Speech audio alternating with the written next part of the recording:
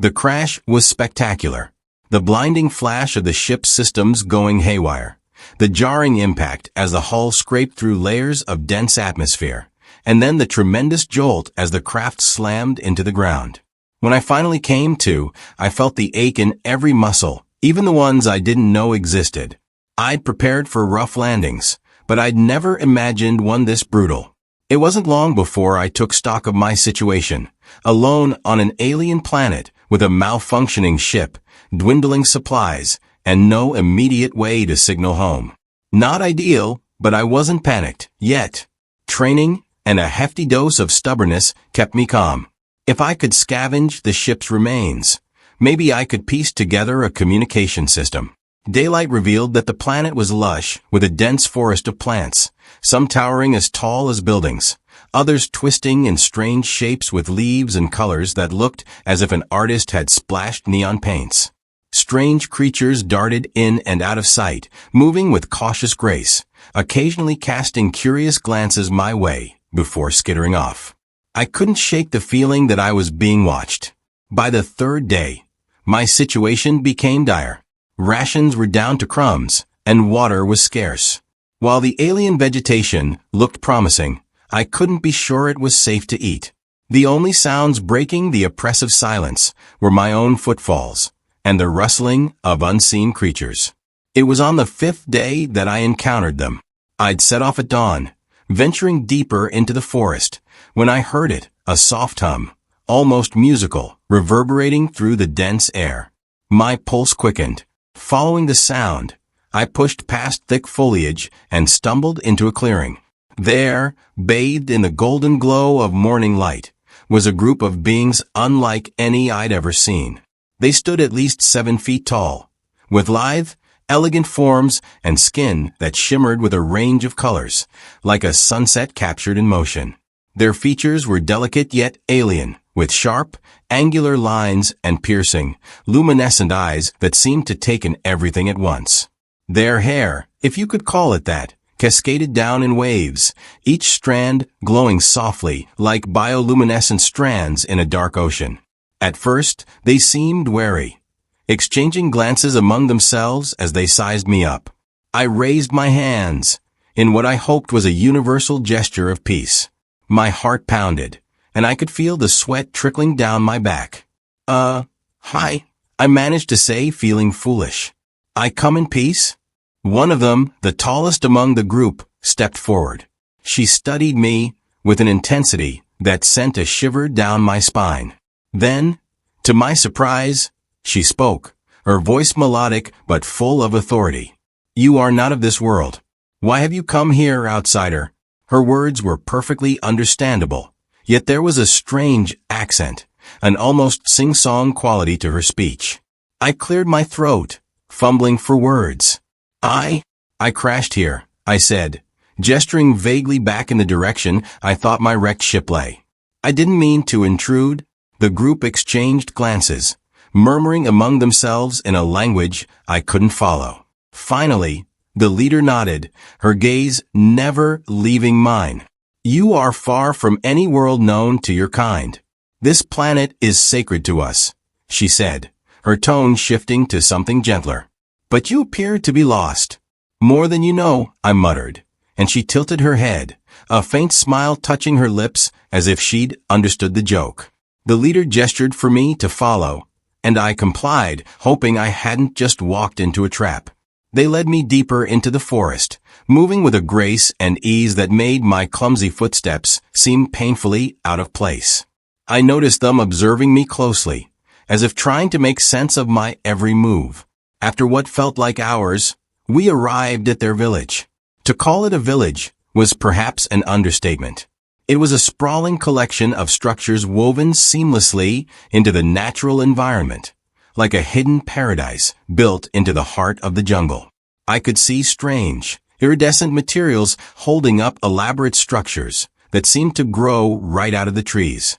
Bridges of vine and leaf stretched between platforms, and lights flickered in the dimming dusk, casting the place in an otherworldly glow.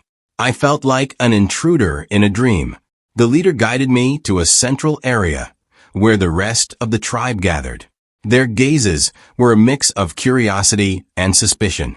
I felt the weight of their stares, each one studying me with a focus that was as intimidating as it was intriguing. "This is the one who fell from the sky," the leader announced, her voice carrying authority that left no room for argument. "He claims he is lost, and without intention to harm." There was silence for a moment, and then, to my relief, several of the tribe nodded, as if accepting her words. It was then that another figure stepped forward, shorter than the others, but radiating an undeniable confidence. Her gaze was sharp, her expression unreadable. "We will provide him with shelter," she said, her voice firm. "But we will watch him closely." And so, my life with the wild tribe of alien beauties began. The days passed in a strange blend of survival and discovery. My life settled into an unexpected rhythm, navigating the intricacies of this alien world and the tribe that had taken me in. Their culture was rich, intricate, and as I soon learned, built on layers of unspoken rules and subtle rituals. The more I observed, the more I realized that every gesture, every glance, carried a weight of meaning. The leader who'd first addressed me was called Soraya. Despite her calm authority, she was often silent, watching everything with a quiet intensity. It was clear she had earned the tribe's respect, and her approval of me seemed to make the others more open to my presence. She'd occasionally offer me food, fruits with vibrant skins and roots that, while alien in taste, kept me going. But food wasn't freely given. It was a test of trust. One evening, as the alien sun set and painted the sky in an array of colors, Soraya approached me, offering a small fruit unlike any I'd seen before. It had an almost crystalline surface that shimmered in the dim light. "Eat," she instructed, her tone as unreadable as ever. I took a bite, and my senses erupted. The flavor was unlike anything I'd ever tasted, sweet, bitter, floral, and earthy all at once. My head swam, and for a moment the world around me shifted. Colors grew more vibrant, sounds became sharper. I caught Soraya's small smile as I regained my balance. "It helps one see," she said simply, her words heavy with meaning I couldn't fully grasp. From then on I noticed more, felt more. The tribe's rituals began to make sense. Their laughter, their music that floated on the breeze at night, their silent communication through glances and gestures all clicked into place. One of them, a curious figure named Kara, took a special interest in me. She was younger, her spirit fiery and questioning, her gaze constantly seeking answers. Kara became my guide, showing me the hidden paths within their village and teaching me basic survival skills. How to identify safe plants, how to climb the woven vines that served as their bridges, and how to interpret the subtle signs in the forest that marked the passing of time. Kara's enthusiasm was infectious, and her laughter was a sound that echoed in my mind long after our conversations. She seemed amused by my struggle to keep up with their physical prowess, often challenging me to races through the trees. I tried my best, but her agility left me in the dust every time. One day, as we sat on a high platform overlooking the village, I gathered the courage to ask about the forest that surrounded us. I'd been told little, only that it was sacred and that the tribe was bound to it in ways I couldn't yet comprehend. Kara looked at me thoughtfully, her eyes catching the fading sunlight. "Our connection to the forest is how we live," she began, choosing her words carefully. "The forest gives us shelter, food, wisdom. It's not just a place. It's alive, as much a part of us as we are of it." "Alive? How do you mean?" "Some say the forest listens. It watches, learns," she continued. "Some even claim it speaks, though only to those who truly understand." Her words sent a chill down my spine. In the days that followed, I began to sense it, the forest breathing, its energy a subtle hum just beneath the surface. One night, after hours of restless sleep, I awoke to a strange sensation. The air was thick, almost vibrating. Stepping out of the small hut the tribe had crafted for me, I saw that the village was shrouded in mist. Figures moved like shadows, slipping between trees, their voices soft murmurs on the breeze. I ventured closer, finding Soraya at the center of the gathering. Her presence was commanding as always. But tonight, there was a fire in her gaze I hadn't seen before. She extended a hand, beckoning me into the circle. "We honor the forest tonight," she said, her voice steady. "It's time you see." As I took my place, the others began a slow, rhythmic chant. The sound was hypnotic, drawing me into a trance-like state. Soraya placed her hands on my shoulders, her gaze locking onto mine. "Close your eyes," she instructed, and as I did, the chant deepened, becoming a pulse that resonated through my body. A sensation like warm water washed over me, and suddenly, I was no longer in the village. I felt roots under my feet, the texture of bark on my skin, the faint whisper of leaves rustling in the wind. The forest wasn't just alive. It was aware, watching me with a presence that was ancient and vast. When I opened my eyes, the tribe members were all looking at me, their expressions unreadable. Soraya nodded, a subtle gesture that conveyed more than words could. I had felt it. I was a part of this world now, linked to it in a way I hadn't imagined. In the days that followed, the tribe's attitude toward me shifted. They no longer watched me with the same wariness. Instead, they seemed to welcome me as one of their own. Kara, always full of questions, now spent more time teaching me their ways. Her laughter became a constant in my life, a lightness that balanced the weight of this world's mysteries. I soon realized, however, that the connection with the forest came at a cost. The nights grew darker, the sounds of the jungle more menacing. Strange figures flitted at the edges of my vision, shadowy forms that seemed to vanish as soon as I focused on them. Kara noticed my unease one evening and placed a reassuring hand on my shoulder. "Fear not," she whispered. "The forest only tests those it accepts." Her words lingered as I tried to sleep, but the shadows continued their silent dance. Kara's words echoed in my mind as I drifted into uneasy sleep. The forest was alive, she'd said, but what she didn't mention was the way it invaded dreams. That night, I found myself wandering through twisted paths under a moonless sky. Shadows coiled around my feet like vines, whispering secrets I couldn't quite catch. The shapes in the dark seemed familiar yet foreign, echoing voices in languages I didn't understand. I jolted awake to the feeling of eyes on me. Kara sat by the doorway, her gaze steady, catching the early morning light. "The forest has claimed you," she murmured as though reading my thoughts. "What does that mean?" I asked, more unnerved than I cared to admit. Kara tilted her head, watching me with a slight smile. "You'll find out soon. It reveals itself only to those who listen." Over the following days, the village embraced me further, drawing me into its rituals and routines. The tribe moved with seamless coordination, an unspoken language of glances and gestures guiding their every move. I learned to mimic their silent steps, finding my own rhythm among the towering trees and hidden paths. One evening, Soraya took me to the heart of the forest, a sacred grove that even Kara approached with reverence. The air here was thick, humming with energy.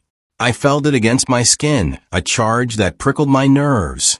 In the center of the grove stood a massive tree, its roots twisting out in intricate patterns that formed symbols and shapes unlike any I'd seen. Soraya knelt before the tree, and I followed suit, the weight of the moment heavy in the air. She placed her hand on the bark, her fingers tracing ancient symbols that seemed to pulse under her touch. "This is the source," she whispered, voice barely audible. "From here, we draw life, wisdom, strength." As she spoke, I felt a pull deep within me, as if the tree were reaching out, brushing against my thoughts. Memories flooded my mind, images and emotions that weren't mine yet felt achingly familiar.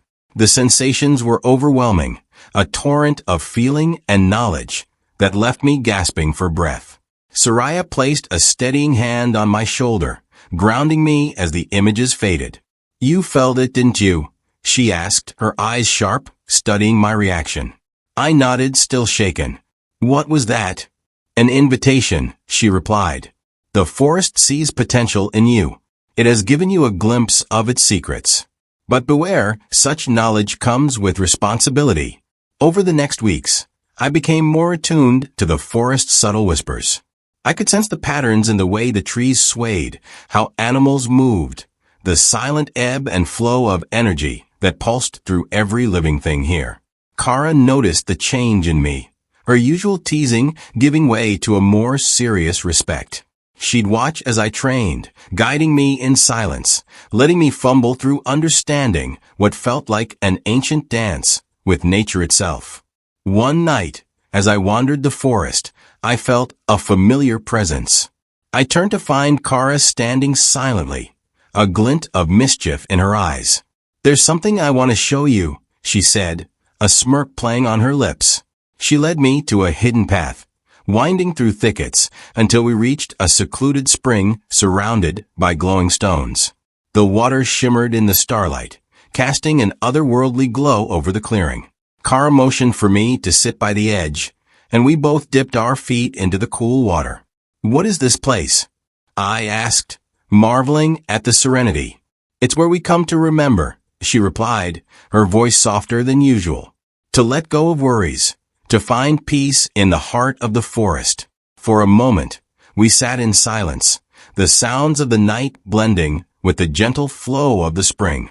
Then Kara spoke again, her tone hesitant. "Do you miss your world?"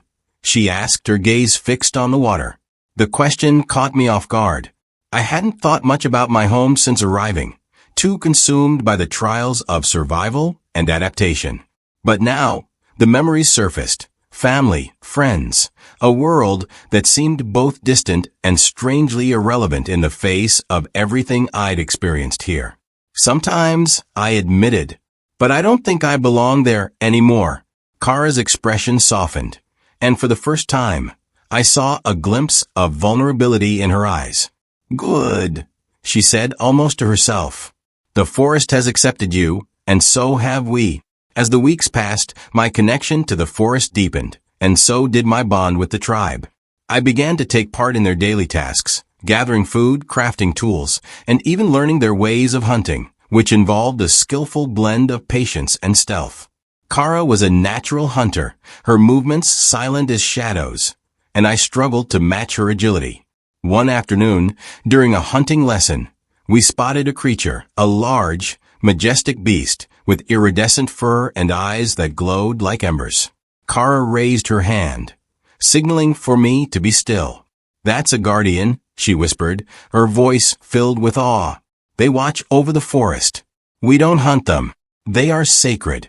As if sensing our presence, the creature turned to look at us, its gaze piercing and intelligent. For a moment, I felt an almost telepathic connection, a brush of consciousness that left me breathless. Then, with a graceful bound, it disappeared into the undergrowth. Back at the village, I couldn't shake the feeling that the guardian had been watching me specifically. The experience lingered in my mind, a mystery I couldn't unravel. Kara, sensing my distraction, approached me later. "The guardians know us," she said simply. "They test us, observe us, judge us. It seems you have caught their attention. Is that a good thing?" I asked, uncertain. Kara shrugged, her gaze thoughtful. "Only time will tell." The nights grew darker, the forest shadows deeper and more enigmatic. I felt the weight of unseen eyes, a silent expectation hanging in the air. And yet, despite the unknown dangers, I felt a strange sense of belonging, as if the forest itself had claimed me, binding me to its secrets and mysteries. One evening, as I prepared to sleep, I heard Kara's voice outside my hut. She was humming a melody I hadn't heard before, a haunting tune that echoed in the stillness of the night. I stepped outside to find her sitting by the fire, her face illuminated by its flickering light. She gestured for me to sit, and we watched the flames together, the silence between us comfortable and unspoken. Finally, she turned to me, her expression serious. "There are things you still don't understand about our world," she said. "And there are forces in this forest that are older than even Soraya's wisdom. But you're here now, and the forest has chosen you." I nodded, the weight of her words settling over me like a mantle. There was no turning back now, no return to the life I'd known. I was bound to this place, its mysteries and its beauty. And though I didn't yet know where this path would lead, I felt ready to face whatever lay ahead. The air was thick, pulsating with energy that made the hairs on my arms stand on end.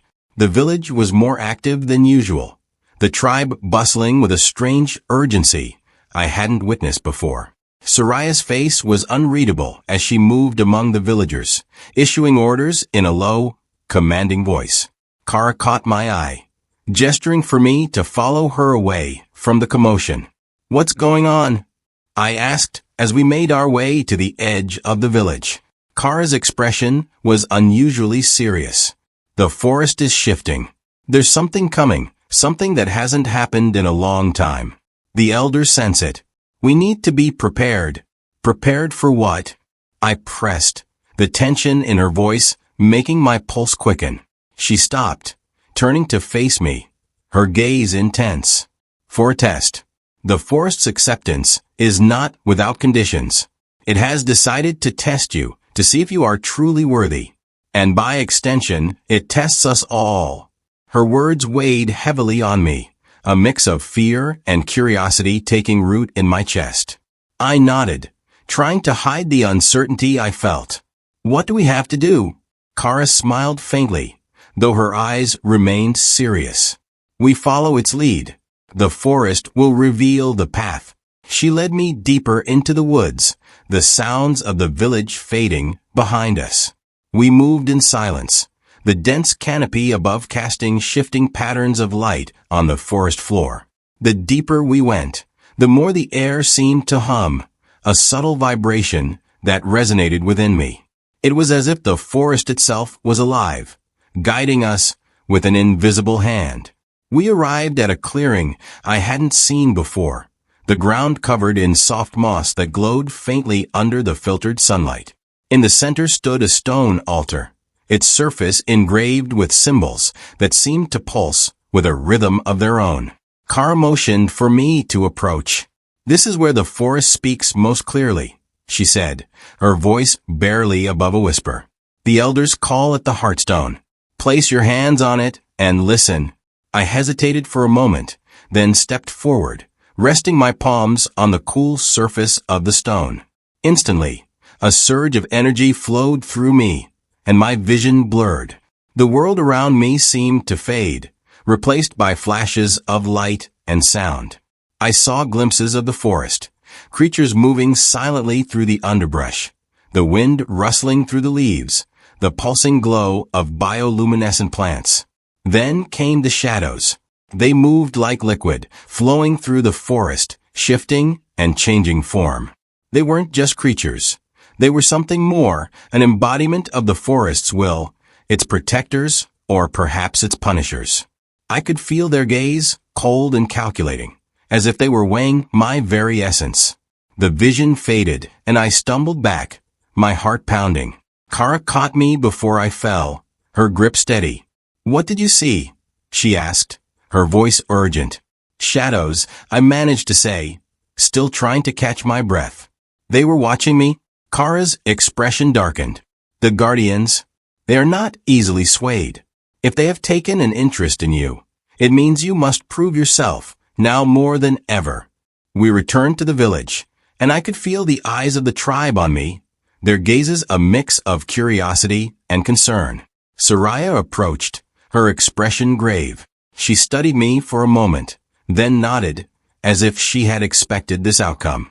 "The forest has chosen to test you, outsider," she said, her voice carrying a weight that silenced the villagers around us. "The guardians will watch, and you must prove your worthiness. This is not just for you, but for all of us. The balance of our world depends on it." The following days were unlike any I had experienced. The tribe rallied around me, teaching me their ways with an intensity that bordered on urgency. I learned to move through the forest with a newfound grace, to read the signs hidden in the rustle of leaves and the tracks of creatures.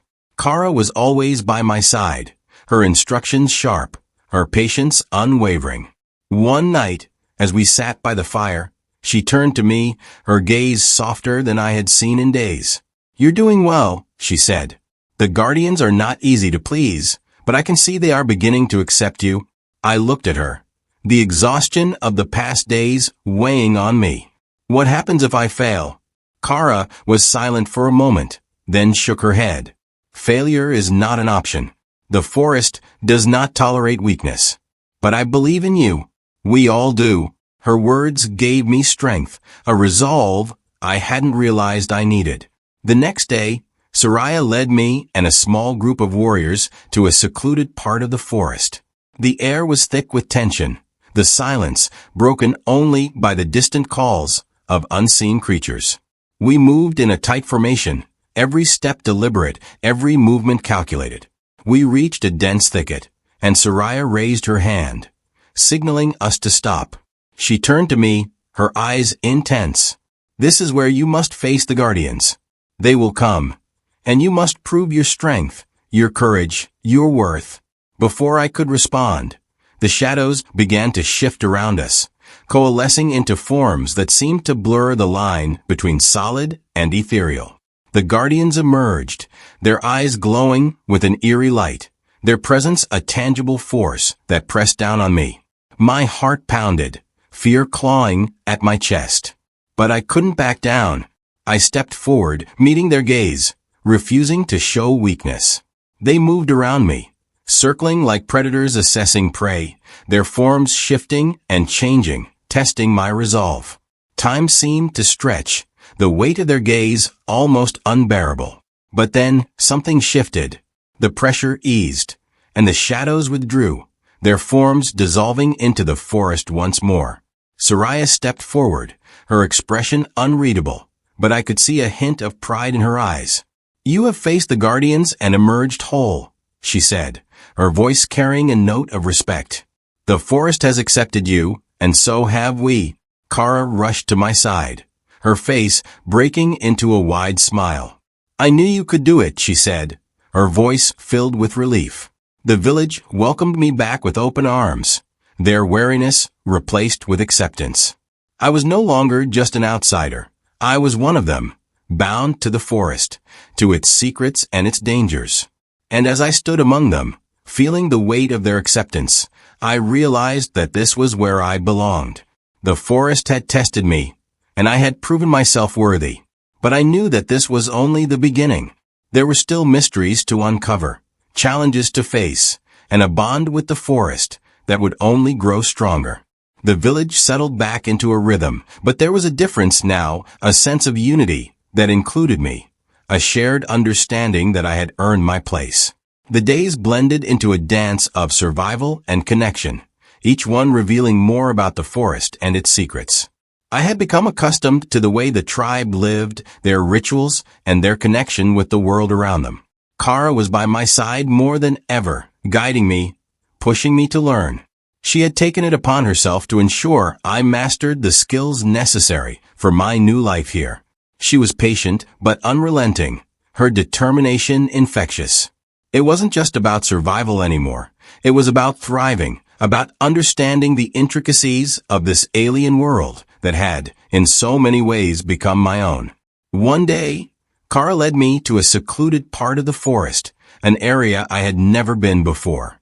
The air was heavy with the scent of damp earth and flowers, the light filtering through the leaves above casting dappled shadows on the ground. She stopped and turned to face me, her expression unreadable. "There is something you must see," she said, her voice low, almost reverent. She knelt down, her fingers brushing aside a layer of leaves to reveal a patch of bright blue flowers, their petals glowing faintly. She plucked one gently and handed it to me. "This is the heart flower," she said.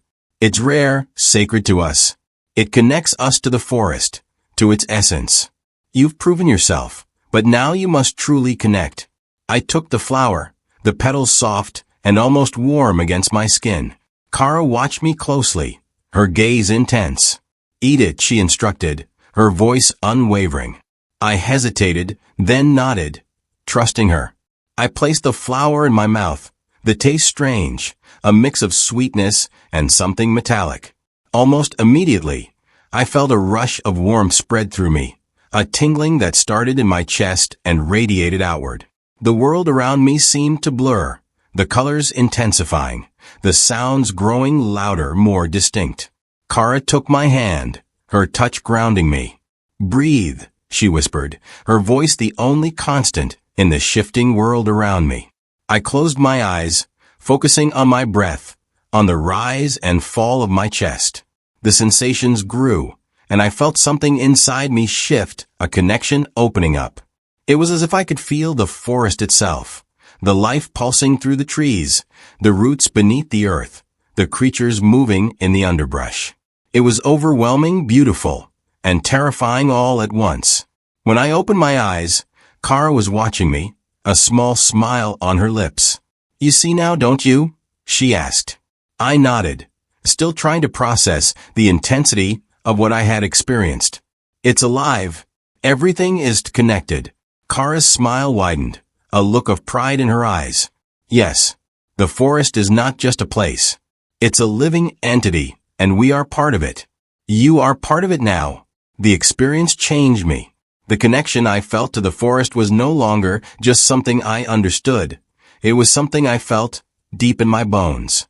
The tribe noticed the change too, their glances filled with a new kind of respect. Even Soraya, who rarely showed emotion, gave me a nod that conveyed more than words ever could. Days later, Kara and I were out hunting, moving silently through the underbrush. I had become more attuned to the forest, my senses sharper, my movements more fluid. Kara was a few paces ahead, her form almost blending into the surroundings. Suddenly, she froze, her hand raised in a silent signal for me to stop. I crouched low, my eyes scanning the area. There, in the shadows, I saw it, a creature unlike any I had encountered before. It was large, its body covered in iridescent scales that shimmered in the filtered light. Its eyes were a deep, glowing green, watching us with an intelligence that sent a shiver down my spine. Kara slowly turned her head, her eyes meeting mine. She mouthed a single word, "Guardian." The creature moved, its body almost serpentine, as it slipped through the underbrush, circling us. Kara and I stayed perfectly still, our breath shallow. The Guardian was testing us, its gaze piercing, assessing. I could feel the weight of its presence, the sense that it was judging whether we belonged here. Kara slowly lowered herself to the ground, her head bowed in a gesture of submission. I followed her lead, my heart pounding in my chest. The Guardian stopped, its eyes locked on us. For a moment, everything was still, the forest holding its breath. Then, just as suddenly as it had appeared, the creature turned and slipped away, its form disappearing into the shadows. Kara let out a slow breath, her body relaxing. "We're accepted," she whispered, her voice filled with relief. I nodded, the adrenaline still coursing through me. The encounter had been a reminder of the forest's power, of the delicate balance we lived within. It was not something to be taken lightly, and I understood now more than ever the responsibility that came with being a part of this world. As we made our way back to the village, Kara glanced at me, a smile tugging at her lips. "You did well," she said, her voice filled with pride. I returned her smile, a sense of belonging washing over me. For the first time since I had crashed on this alien planet, I felt truly at home. The forest had tested me, accepted me, and now it was a part of me as much as I was a part of it. That night, the village gathered to celebrate. Fires burned bright, their light dancing across the faces of the tribe. Music filled the air, a rhythmic pulse that matched the heartbeat of the forest. Kara pulled me into the center of the celebration, her laughter ringing out as she spun me around. The tribe danced, their movements a graceful blend of ritual and joy. I moved with them, feeling the connection that bound us all together. The forest watched, its presence a comforting weight, a silent guardian of our lives. As the night wore on, I found myself standing at the edge of the village, looking out into the darkened forest. Kara joined me, her hand slipping into mine. We stood there in silence, the sounds of the celebration behind us, the forest before us. "This is only the beginning," she said, her voice barely audible over the crackling of the fires. "There is so much more to learn, so much more to discover." I nodded, a sense of excitement and anticipation bubbling within me. The forest had accepted me, but there were still mysteries to uncover, challenges to face, and a future that was as wild and untamed as the world around us. And I was ready. The dawn broke with a soft glow, filtering through the canopy and casting long shadows across the village. There was a sense of stillness, an unspoken calm that permeated everything, as if the forest itself was savoring the moment. I awoke to the sound of the tribe stirring, the distant calls of creatures echoing through the early light. Today felt different, a quiet anticipation hanging in the air. Kara found me as I was preparing for the day, her eyes bright with excitement. She motioned for me to follow, her steps quick and sure as we moved through the village. "There's something you need to see," she said, her voice a blend of mystery and eagerness. We made our way to the edge of the village, where Soraya and several of the elders stood gathered near a massive tree. The air was thick with anticipation, the tribe members looking on in hushed silence. Soraya turned as we approached, her gaze meeting mine, a hint of a smile on her lips. "It is time," she said simply, her voice carrying the weight of authority. "The forest has called for you." I looked at her, then at Kara, who gave me an encouraging nod. Soraya stepped aside, revealing a path that led deeper into the woods, a narrow trail that seemed to disappear into the shadows. "You must walk the path alone," she continued, her eyes never leaving mine. "It is your final test." I took a deep breath, my heart pounding with a mix of fear and excitement. This was what everything had led to, the moments of uncertainty, the trials, the acceptance of the forest. I nodded, stepping forward and feeling the eyes of the tribe on me as I took my first steps down the path. The forest was quiet, the only sound the soft rustle of leaves underfoot. The deeper I went, the more the air seemed to hum, the familiar pulse of the forest growing stronger. The path twisted and turned, leading me deeper into the heart of this alien world. Time seemed to blur, the world around me shifting, the colors deepening, the shadows growing longer. I came to a clearing, the ground covered in soft, glowing moss. In the center stood a massive stone, its surface covered in ancient symbols that seemed to pulse with energy. I approached, my heart pounding, a sense of awe washing over me. This was the heart of the forest, the place where everything converged. As I placed my hand on the stone, a surge of energy flowed through me, a warmth that spread from my fingertips to every corner of my being. My vision blurred, and suddenly I was no longer standing in the clearing. I was seeing through the eyes of the forest itself. The world unfolded before me, a vast network of roots and branches, of creatures moving silently through the underbrush, of the tribe living in harmony with the world around them. I felt the presence of the guardians, their silent, watchful eyes, their power ancient and undeniable. They moved through the forest, their forms shifting, their gaze turning toward me. For a moment I felt the weight of their scrutiny, the sense that they were testing me one last time. Then the pressure lifted, replaced by a sense of acceptance, of belonging. The forest was not just a place, it was alive, a being that had taken me in, that had made me a part of itself. The warmth grew, the energy flowing through me until it felt like I was a part of everything. The roots beneath my feet, the leaves above my head, the creatures moving through the shadows. The vision faded, and I found myself back in the clearing, my hand resting on the stone. I took a deep breath, the air cool against my skin, a sense of peace washing over me. I had passed the final test, had been truly accepted by the forest. It was not just my home now, it was a part of me, a bond that could never be broken. I turned and made my way back along the path, the forest no longer feeling like an unknown wilderness. It was familiar, every tree, every shadow, every sound resonating with a sense of belonging. When I reached the village, the tribe was waiting, their faces lit with a quiet pride. Soraya stepped forward, her eyes meeting mine, a smile breaking across her face. "You have done well," she said, her voice carrying across the gathered tribe. "You are one of us now." Kara rushed forward, her smile wide, her eyes bright. She wrapped her arms around me in a quick embrace, her laughter ringing out in the stillness. "I knew you could do it," she said, her voice filled with emotion. The village erupted in celebration, the fires lit, the music rising into the night.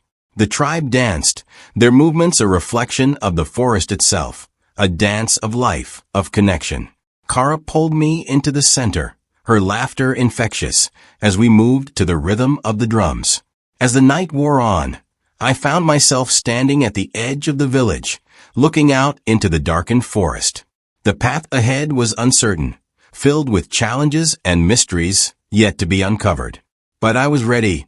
I had faced the forest, had proven myself worthy, and now I was part of something greater, a connection that would guide me, that would give me strength. Kara joined me, her hand slipping into mine, her smile soft in the firelight. "We have much to do," she said, her voice filled with promise. "The forest has chosen you for a reason. There are still secrets to uncover, still paths to walk." I nodded, a sense of excitement bubbling within me. The forest had tested me, had accepted me, but this was only the beginning. Together, we would face whatever lay ahead, the forest and its mysteries, the challenges and the beauty of this alien world. And I knew, deep in my bones, that I was finally where I belonged.